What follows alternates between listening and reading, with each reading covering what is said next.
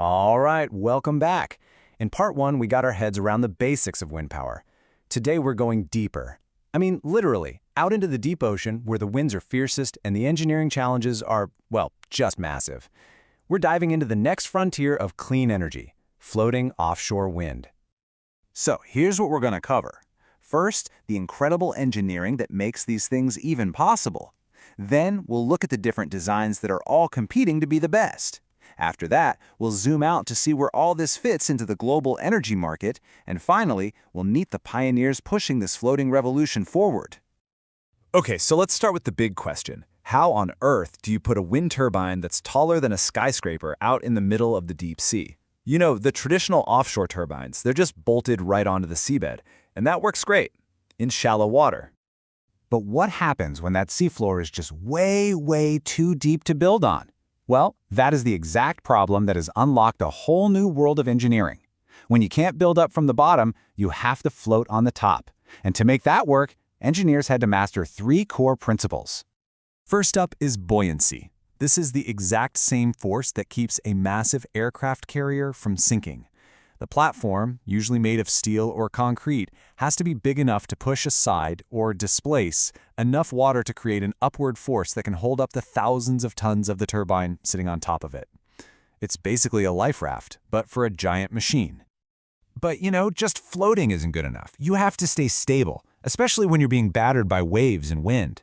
And think about it, the ocean is trying to move this thing in 6 different ways at once. It's trying to push it up and down, that's called heave. Side to side, that's sway. Forwards and backwards, that's surge. And then it's trying to tilt it every which way. That's pitch, roll, and yaw. The engineering has to fight all 6 of those motions to keep that turbine perfectly steady.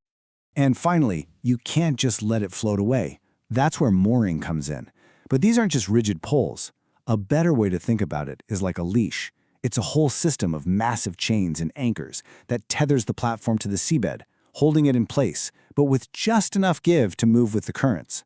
Without that flexibility, the whole structure would just get torn apart.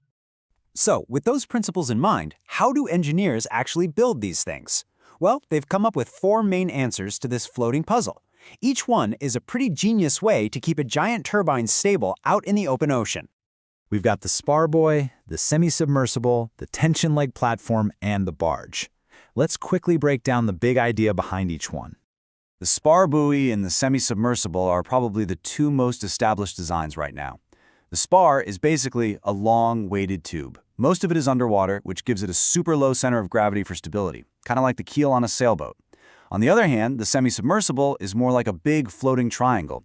Its stability comes from having these wide-spaced, buoyant columns. It's the most mature design out there, and it's way easier to tow out to sea.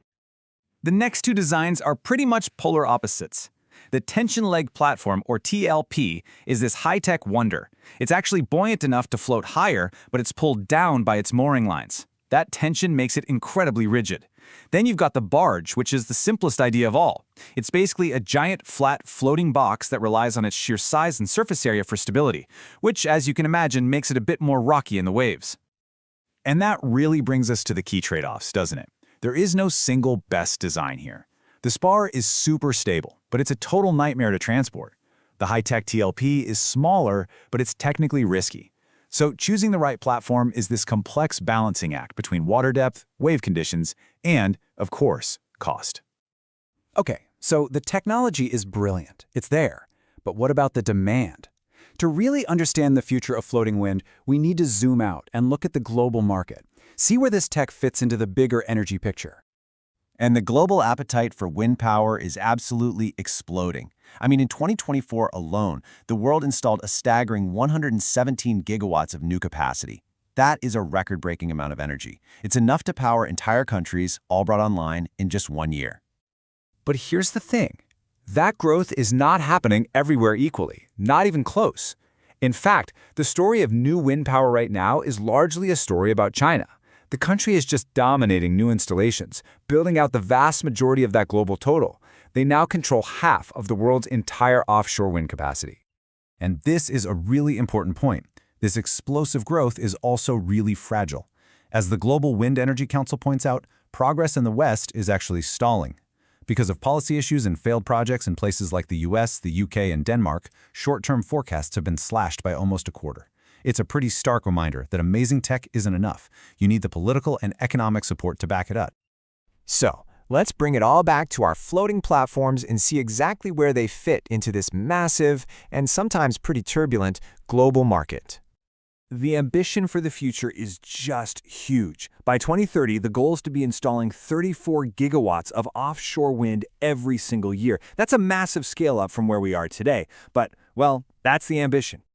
And now for the reality check, especially for floating wind. The total installed capacity of floating wind in the entire world is just 278 megawatts. And notice I said megawatts, not gigawatts.